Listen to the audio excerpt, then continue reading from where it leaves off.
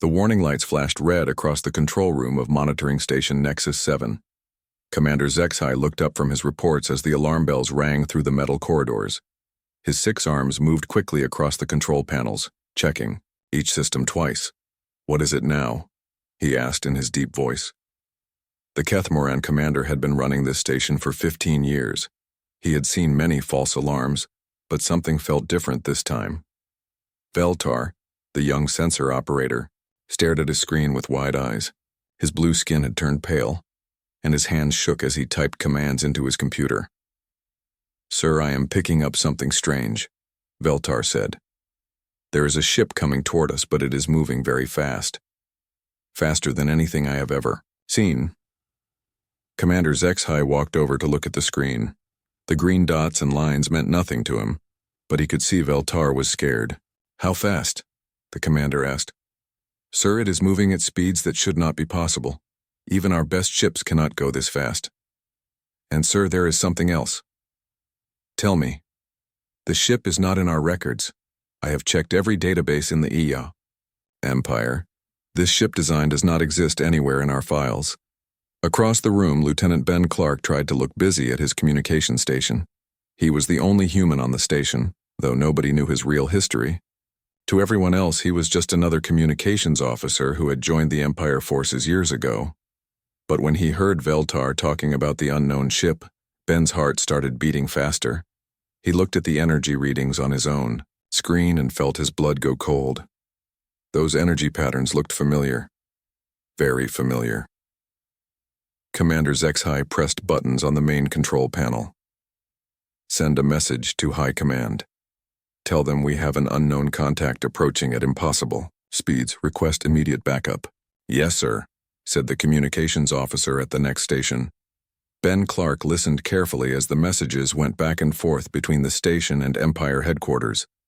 The responses came back quickly, and they were not good news. "Sir," said the communications officer, "High Command is sending 3 battle cruisers to our location. They will arrive in 6 hours."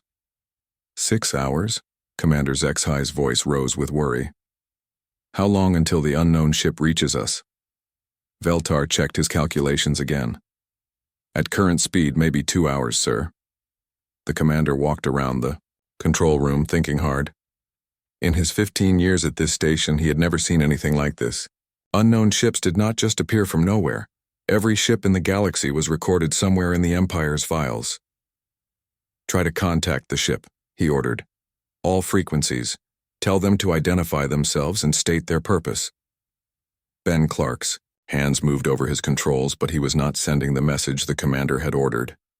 Instead, he was preparing a different kind of message, one that he hoped would reach the unknown ship before anyone else noticed. For 20 minutes, they tried to contact the mysterious ship. Every language, every frequency, every communication method the Empire knew. Nothing worked. The ship continued, toward them in complete silence. "Sir," Veltar called out, "the ship is slowing down." Everyone in the control room stopped what they were doing. On the main screen, they could see the energy signature changing as the unknown vessel dropped out of faster-than-light travel. "Can you get a visual?" Commander Zexai asked. "Working on it, sir." The screen flickered, then showed empty space filled with stars. Then, slowly, a shape appeared.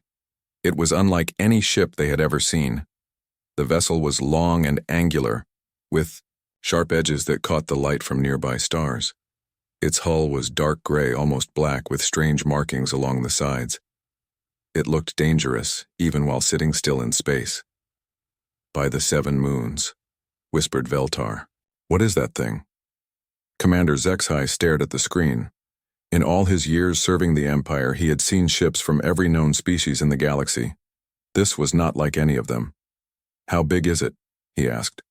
"About the size of our heavy cruisers, sir. But the design is completely different. I have never seen anything like it." Ben Clark looked at the ship on his screen and felt his throat go tight. He recognized those markings on the hull. He had seen them before, long ago, on a world that was supposed to be dead. While the others stared at the unknown ship, Ben quickly typed a message into his communication system. It was short and coded, but he hoped the right people would understand it. All stations, continue trying to make contact. Commander Zexhai ordered. I want to know who they are and what they want. The next hour passed slowly. The unknown ship just sat there in space, not moving, not responding to any messages. Empire ships were on their way, but they would not arrive for several more hours. Then, without warning, the ship's communication systems came to life. This is the vessel Defiant Dawn, came a voice over the speakers. The voice spoke perfect galactic standard, but there was something about it that made everyone in the control room go quiet. Unknown vessel, this is Commander Zexhai of Monitoring. Station Nexus 7. Please identify your species and state your purpose in Empire space. There was a long pause. Then the voice came back, calm and clear. Commander, this is Captain Jake Morrison. We have come a very long way to be here. We need to speak with your leaders. Commander Zexhai looked around the control room. Something was very wrong. The name Morrison sounded familiar, but he could not remember where he had heard it before. Ben Clark knew exactly where he had heard that name. His hands were shaking as he stared at the communication console. Jake Morrison was supposed to be dead. Everyone from Earth was supposed to be dead. But somehow, impossibly, Captain Jake Morrison was here. And Ben Clark was about to learn that some ghosts were very much alive. Captain Jake Morrison stood on the bridge of the Defiant Dawn and looked at the Empire monitoring station through the main window. 30 years had passed since he last saw an Empire ship, but the anger in his chest felt as fresh as yesterday. Captain, said Dr. Lisa Grant from her science station, their sensors are trying to scan us, but our new shields are blocking most of their attempts. Good, Morrison replied. Let them wonder what we are. He remembered the day the Empire ships came to Earth. He had been a young officer then, serving on a small patrol vessel near Mars. When the attack began, there was nothing he could do but watch as the Empire fleet destroyed everything he had ever known. The Empire called it a cleaning operation. They said humans were too dangerous to be allowed to live. They said Earth was needed for other purposes. In 3 days, they turned a world of 8 billion people into empty space. But they had not killed everyone. Morrison and a few thousand other humans had escaped in small ships. For 30 years they had hidden in the dark spaces between stars, building new homes, making new ships, and planning for this day. Dr. Grant, Morrison said, are you ready to show them what we have? Learned? Lisa Grant smiled. She had spent half her life working on the technology that now powered their ship. More than ready, Captain. They have no idea what humans can do when we put our minds to it. On the Empire station, Commander Zexhai was talking quickly into his communication device. Admiral Krothak, sir, the situation is worse than we thought. This ship claims to be human. Admiral Krothak's voice came back through the speakers, filled with anger. That is impossible, Commander. Humans were destroyed 30 years ago, every last one of them. Sir, I know what the records say, but this Captain Morrison speaks our language perfectly, and his ship technology is unlike anything we have seen. There was a long pause. Then Admiral Krothak spoke again, his voice cold and hard. Commander, humans were weak creatures with basic technology. If someone is pretending to be human, they are lying. Prepare for possible attack. Across the galaxy, in the Empire's capital city, intelligence agent Nixara was pulling up old files from her computer. The name Morrison had appeared in her database, and what she found made her stomach feel sick. Jake Morrison had been listed as killed during the Earth operation. But now someone with that exact name was commanding an unknown ship with impossible technology. She opened more files, looking for any clue about how this could be happening. The official reports all said the same thing. Every human had been eliminated. Every human city had been destroyed. Every human ship had been tracked down and destroyed. There were no survivors. But intelligence agent Nixara had been doing this job for a long time. She knew that official. Reports sometimes left out important details. She began looking for the secret files, the ones that only high-level agents could see. What she found made her hands shake. There had been survivors. Small groups of humans had escaped in ships that were too small for the Empire to worry about. The report said these groups would die quickly in space without support from their homeworld. The reports were wrong. Back on the Defiant Dawn, Captain Morrison was talking to his crew. Remember, everyone, we are not here to start a war. We are here to show them that we survived, and that we are not the same weak species they thought they destroyed. Captain, said his communications officer, we are getting messages from other human ships. They are in position and waiting for your signal. Morrison nodded. For 30 years, the scattered human survivors had been preparing for this moment. They had built new ships, developed new technology, and most importantly, they had learned to work together like never before. Tell them to wait, Morrison said. Let's see how the Empire reacts to just one of us first. Dr. Grant looked up from her science station. Captain, I am reading Empire battle cruisers approaching. 3 of them, heavily armed. How long until they arrive? About 4 hours. Morrison walked to the communication station. It was time to make the Empire understand that their worst mistake had been leaving any humans alive at all. Open a channel. To the monitoring station, he ordered. Channel open, sir. Commander HFY, this is Captain Morrison. I know you have called for military ships to deal with us. Before they arrive, there are some things you need to know. Commander HFY's voice came back, trying to sound calm. Captain Morrison, please identify your species and the government you represent. I represent the survivors, Commander. The humans your empire thought it had completely destroyed 30 years ago. There was silence on the channel for several seconds. That is impossible, Commander HFY finally said. Humans are extinct. No, Commander. We are very much alive. And we have spent 30 years learning new things, building new ships, and preparing for this day.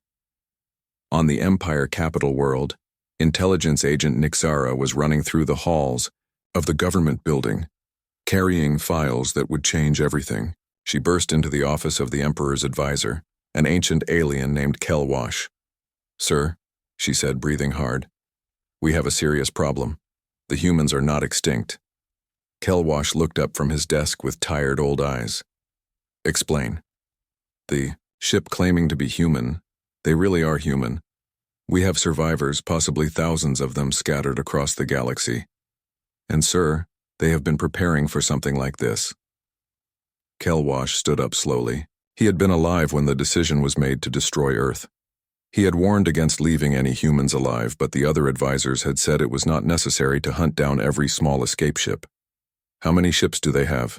He asked. We don't know, sir. But if they have been building and preparing for 30 years, she did not finish the sentence. Kelwash walked to his window and looked out at the capital city. Contact the Emperor immediately. Tell him that our greatest mistake is about to come home. Back on the Defiant Dawn, Captain Morrison was preparing for the next phase of his plan. The Empire thought they were dealing with one small ship crewed by impossible survivors. They were about to learn that some species become much more dangerous when you try to wipe them out completely. Dr. Grant, Morrison said, prepare to show them what human engineering can really do. Fleet Admiral Yexmore looked at the 3 battlecruisers under his command and felt confident. His ships were the most powerful in this sector of space. Each one could destroy a small planet if needed. One unknown ship would not be a problem. Admiral, said his tactical officer, we are approaching the monitoring station. The unknown vessel is still there, not moving. Good, Admiral Yexmore replied. Open communications to all ships. We will surround this mysterious vessel and demand its surrender. If they refuse, we will destroy it. But Admiral Yexmore did not know what Captain Morrison and his crew had been working on for 30 years. He did not know about the new technology that Dr. Lisa Grant had developed. He was about to learn that humans could be very creative when their lives depended on it. On the Defiant Dawn, technical specialist Amy Rogers was working at her engineering station. Her hands moved quickly over the controls as she prepared the ship's most secret weapon. Captain, Amy said, the Ghost Protocol is ready. Just give me the word. Captain Morrison watched the Empire ships approaching on his main screen. 3 massive vessels, each one 5 times larger than his ship. In a normal fight, they would destroy him in minutes. But this would not be a normal fight. Dr. Grant, Morrison said, "Are the new shield systems working properly?" "Better than we hoped, Captain. Their sensors cannot get accurate readings on us. To them, we probably look like a small civilian ship." Morrison smiled. "Perfect.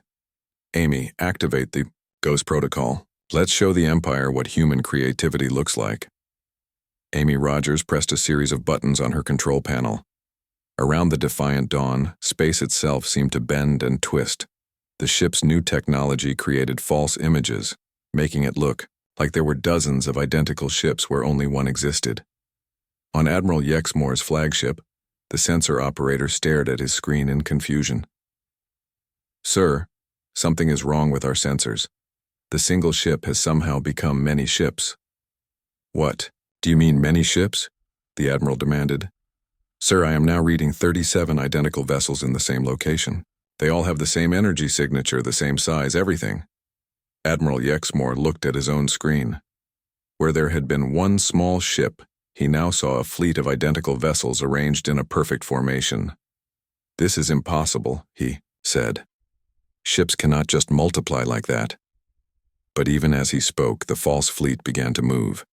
The ghost ships spread out across space, surrounding the 3 Empire battle cruisers. Each one looked completely real on their sensors. On the monitoring station, Commander HFY watched in amazement as the single human ship became a fleet of dozens. "Veltar, are you seeing this?" "Yes, sir," the young sensor operator replied. "But I do not understand how they are doing it. Our most advanced ships cannot create this kind of illusion." Ben Clark listened from his communication station and felt proud of his species for the first time in 30 years. The humans had not just survived. They had become something the Empire could not understand. Back on Admiral Yexmore's flagship, the tactical officer was trying to make sense of what he was seeing. "Sir, which ship should we target?" "They all look identical." "Target all of them," the Admiral ordered. "Fire everything we have." The 3 Empire battlecruisers opened fire with their most powerful weapons. Energy beams and missiles flew toward the Ghost Fleet. But when the weapons hit their targets, most of the ships simply disappeared like smoke. Only a few of the weapons hit the real Defiant Dawn, and its advanced shields easily blocked the attack. "Sir," the tactical officer reported, "our weapons had almost no effect. Most of the targets were not real, and the real ship has shields we cannot penetrate." Admiral Yexmore felt sweat running down his face. In 20 years of military service, he had never seen anything like this. Then things got worse. Tactical Officer Rick Santos on the Defiant Dawn had been studying Empire ship designs for years. He knew exactly where their weak points were. "Captain," Rick said, "I have target locks on all 3 Empire ships, targeting their shield generators and weapon systems only. We can disable them without killing anyone." "Do it," Morrison ordered. The Defiant Dawn fired thin beams of energy that moved faster than the Empire sensors could track. The beams hit specific points on each battlecruiser with perfect accuracy. Within seconds, all 3 ships lost their shields and most of their weapons. "What just happened?" Admiral Yexmore shouted. "Sir, our shields are down and our main weapons are offline. Somehow they hit our most critical systems with surgical precision." The Admiral stared at his control panels as warning lights flashed. Everywhere. His 3 powerful ships had been defeated by a single vessel that had appeared out of nowhere. On the Empire capital world, Emperor's advisor Kelwash was reading the reports from the battle with growing fear. Intelligence agent Nixara stood beside him, her face pale. "This is impossible," Nixara said. "Humans were supposed to be primitive. They had basic technology, simple weapons. How can they do these things?" Kelwash closed his eyes and remembered the old debates about destroying Earth.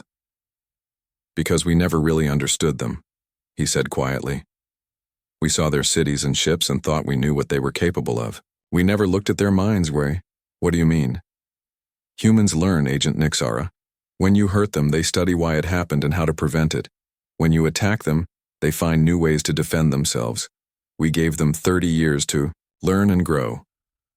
On the monitoring station, Ben Clark was no longer hiding his identity. He walked over to Commander HFY's station and looked at the tactical display. "Commander," he said quietly, "there is something you need to know. I am human too. Commander Zexai turned around in shock. What did you say? I have been working on this station for 8 years. I have been watching, learning, preparing for this day. The Empire made one big mistake when they tried to kill all humans. What mistake? Ben Clark smiled. You left some of us alive, and humans are very good at learning from their mistakes. Suddenly, the communication system came to life. Captain Morrison's voice filled the control room. Admiral Yexmore, this is the Defiant Dawn. Your ships are disabled, but your crews are safe. We could have destroyed you, but we chose not to. Admiral Yexmore picked up his communication device with shaking hands. What do you want? We want you to send a message to your Emperor. Tell him that the humans have returned. Tell him we remember what happened to Earth. And tell him that we are no longer the weak species he thought he destroyed. There was a pause, then Morrison continued. Admiral, you are free to go. Return to your capital and deliver our message. But understand this. We are not the same humans who lived on Earth 30 years ago. We have learned much about survival, about technology, and about what happens when someone tries to wipe out an entire species. As the transmission ended, Admiral Yexmore realized that the hunters had become the hunted. The Empire had created an enemy far more dangerous than the species they had tried to destroy. Emperor Thexulan sat on his golden throne and listened to Admiral Yexmore's report with growing horror. The old ruler had lived for over 200 years, but he had never heard anything that frightened him more than this. You are telling me, the Emperor said slowly, that a single human ship defeated 3 of our best battle cruisers without even trying to destroy them? Yes, Your Majesty, Admiral Yexmore replied. His voice shook as he remembered the battle. They could have killed us all, but they chose to let us live. They wanted us to bring you a message. And what message is that? They said to tell you that humans have returned. They remember what happened to Earth. And they are no longer the weak species you thought you destroyed. Emperor Thexulan stood up from his throne and walked to the large window that looked out over his capital city. For 30 years, he had believed that the human problem was solved forever. The reports had all said the same thing. Every human was dead, Earth was empty, the threat was gone. But now a human ship had appeared with technology that made no sense. How could a dead species have better weapons than the entire Empire? Admiral, the Emperor said, how many human ships do you think are out there? I do not know, Your Majesty, but if they have been hiding and building for 30 years. Admiral did not finish his sentence, but both men understood what he meant. Across the galaxy, on the Defiant Dawn, Captain Morrison was talking to his second-in-command, Commander Kate Phillips. She had been working at her communication station for hours, sending coded messages to hidden human colonies throughout space. Captain, Kate said, I have responses from 47 different groups. They are all ready to move when you give the signal. Morrison looked at the star map on his main screen. Each light represented a human settlement that the Empire knew nothing about. Some were on distant planets, others were on space stations built inside asteroids, and a few were on ships that had been traveling for decades. How many ships total? Morrison asked. Over 300, sir. Not all of them are warships, but everyone has been upgraded with our new technology. Morrison nodded. For 30 years, the scattered human survivors had been working together, sharing knowledge, building new homes, and preparing for the day when they could return to reclaim their place in the galaxy. That day had finally come. On a hidden asteroid base near the edge of Empire space, Resistance leader Sam Carter was preparing his people for the biggest operation in human history. His base had been home to 5,000 humans for 25 years, and every one of them remembered the stories about Earth. Listen carefully, Sam told his ship captains. We are not going to attack civilian targets. We are not going to become the monsters that the Empire thinks we are. But we are going to show them that trying to kill all humans was the biggest mistake they ever made. The captains nodded and returned to their ships. Within an hour, dozens of human vessels were leaving the asteroid base, heading for Empire worlds throughout the galaxy. Back on the Empire capital world, Imperial scientist Corvell was studying the data from Admiral Yexmore's battle with the Defiant Dawn. What he found made him realize that the Empire had been completely wrong about human capabilities. "Advisor Kelwash," Corvell said as he entered the government building, "I have finished analyzing the human ship's technology. We have a serious problem." The old advisor looked up from his desk. "Tell me." "The humans are not using any technology that we recognize. Their shields, their weapons, their ship design, it is all completely new. But, sir, it is not just advanced. It is brilliant." "What do you mean?" Corvell put his datapad on the desk. "Humans think differently than we do. When we build a ship, we make it bigger and stronger. When humans build a ship, they make it smarter and more efficient. Their single vessel defeated our 3 battle cruisers because it was designed by minds that approach problems in ways we never considered." Advisor Kelwash felt very old suddenly. "How many humans do you think survived?" "Based on the coordination I observed in their ship's systems and the complexity of their technology, I would guess thousands, maybe tens of thousands. And they have all been working together for 30 years? "It appears so, sir." Kelwash walked to his window and looked out at the peaceful city below. "Contact the Emperor immediately. Tell him we need an emergency meeting of all advisors." But even as he spoke, reports were coming in from across the Empire. Human ships were appearing near important worlds, not attacking, but simply sitting there in space where everyone could see them. On the trading world of Nexus Prime, a human cruiser had appeared above the main city. It broadcast a simple message: "We are here. We remember. We are no longer afraid." On the military base at Kethmore 7, 2 human ships had positioned themselves just outside the defensive grid. They made no hostile moves, but their presence sent panic through the base commanders. On the industrial world of Veltara, an entire squadron of human vessels had arrived and was broadcasting historical records of Earth's destruction, showing the Empire's crimes to anyone who would listen. Emperor Thexulan received reports from over 50 worlds in the same day. Each report was the same. Human ships had appeared. They were not attacking, but they were making it clear that humans were no longer hiding. "How is this possible?" the Emperor asked his advisors. "Our intelligence said that all humans were dead." Intelligence Agent Nixara stood up nervously. "Your Majesty, I have been reviewing our old files. It appears that small groups of humans did escape during the Earth operation. The reports at the time said these groups would die quickly without support, but they did not die. No, Your Majesty, they survived, and they have been preparing for this day ever since." The Emperor sat down heavily in his throne. "What do they want?" "We do not know yet, sir, but Captain Morrison requested to speak with you directly." Emperor Thexulan looked around the room at his advisors. These were the smartest beings in the Empire, but none of them had seen this coming. The species they thought they had completely destroyed had returned stronger than ever.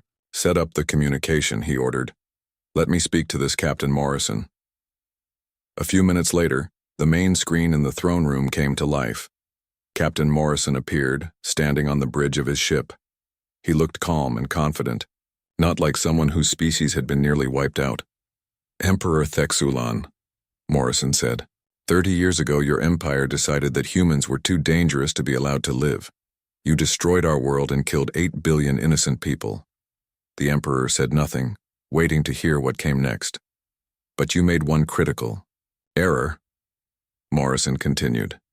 "You did not kill all of us. And humans have a saying, what does not kill you makes you stronger." "What do you want?" the Emperor asked. Morrison smiled, but it was not a friendly smile. "We want you to understand that the galaxy has changed, Your Majesty. Humans are back, and we are no longer the weak species you thought you destroyed. We have friends now, allies, technology you cannot understand, and most importantly, we have each other."